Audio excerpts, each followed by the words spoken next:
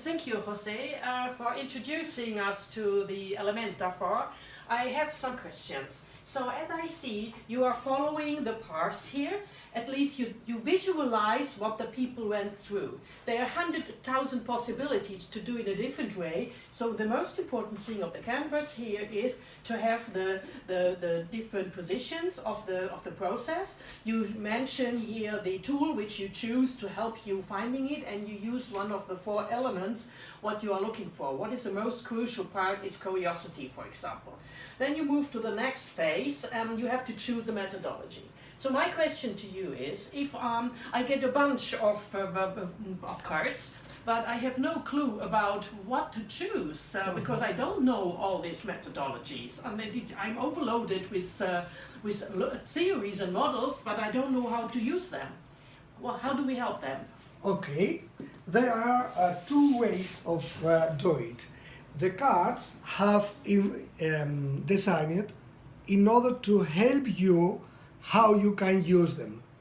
Then you can have some of them on the table and checking the goal, the result expected, and the main aspects if there is a convergent or divergent flow of doing, you can pick one. Otherwise, is the facilitator helping you, offering options and saying maybe this could be useful for you in this moment. Then the team can be autonomous with the explanation behind. For example, this is for the bubbles. If you don't understand everything or you have doubts on how to apply it, it's very easy. We, as facilitators, we help you to apply this tool, and then you decide, you find, you record your findings, and maybe you are going to formulate, and to formulate, being able to fail, and then maybe you take this option and you make this chart, and this is your way to test what you have ideated, and this is the start for a project. Yeah, so you, at the end of the whole process, you will use these cards just to go through the flow you're going. And this is a methodology which you use whenever you use design thinking within the group. Yeah. So this is, the end result is not to learn to do it, but to do it and visualize it. Okay, you can use it as a training tool because we have a scenario if you don't have use. But normally this is to be used by teams on their own really real challenges. Then every session is different because every situation is different. Absolutely. And the team needs to flow in a different way. So the tool is helping you to have a visual record of how you arrived to your proposal.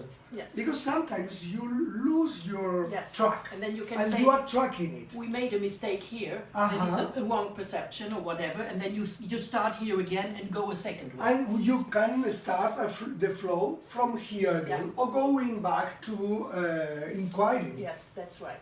So the great thing is you have the criteria of the 4 elements, you have the criteria of the different steps, and you have the criteria of the different methodologies you use, and what you need to use here. So it's a combination of a lot, and I don't know if you say there are more than 50.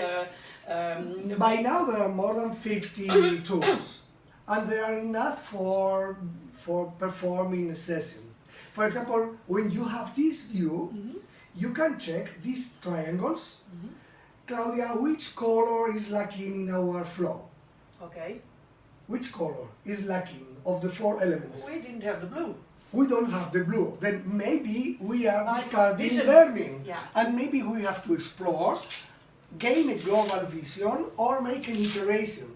Then maybe we need to iterate here, for example. And they will look for the right tool to iterate this part in order to go further and arrive to another solution. then this is a way to be aware which main ingredients in design thinking are you really using, or what are you missing? Where's your blind eye?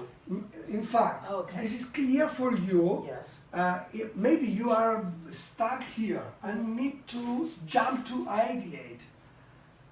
Or maybe you need that with narrative, and maybe a tool about storytelling, about the customer journey, something like that, described in the right card, in the right hexagon, and you pick the hexagon and apply that tool.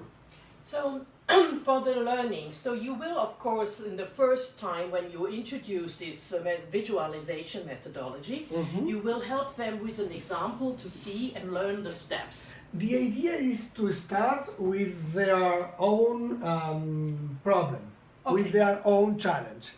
But if people don't have it or hesitate how to start, we can make some exercises, short and easy to do, in order to understand the elements, and in order to start with something, and then take their own challenge. So first of all, they have to understand the different parameters, the structure, and how to use it. It's a kind of rules and setting. Yeah? But this setting is learned by doing, yes.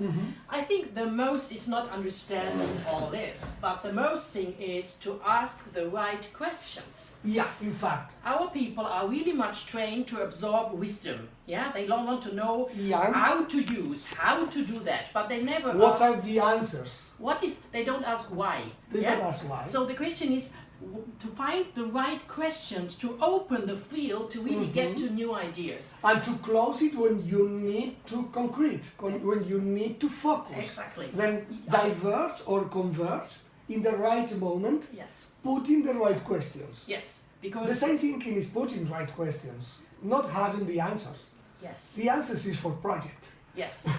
Yes, and this is a kind of thinking process. It is a kind of somebody asks a question and the other is following. It's also a team effect. It is not something you do alone. You can't do alone. Yeah. It's pointless. I mean, it's an exercise very pointless. I mean, this is a teamwork. Yes. It's the team deciding. It's the team looking at the flow, at the outcomes they are having, and deciding what's the next step. The right one to go to a proposal, because you have to formulate a proposal. Design thinking with a deck, a backlog of ideas, putting it on the table of a decision maker, it doesn't make any sense. Yes, this is part of the question. And a lot of people tends to think that design thinking is just ideation, and they are discarding the questions are before. Yes. What are you ideating for? Yes. And you have to start inquiring. Yes. And there will be all these issues like, people even, they know brainstorming. But there is a kind of didactic behind it. If you use brainstorming, the extroverts start talking, the introverts are silent, and you always miss their input because everything has already been said. So there is also a trap in some methodologies. But you are lucky, because in the cards there are some pitfalls you have to avoid, and there are some advices how to make a classical brainstorming, for example, or alternatives to brainstorming. Yes, for some silent brainstorming, that they write it down. And there are a lot of things about,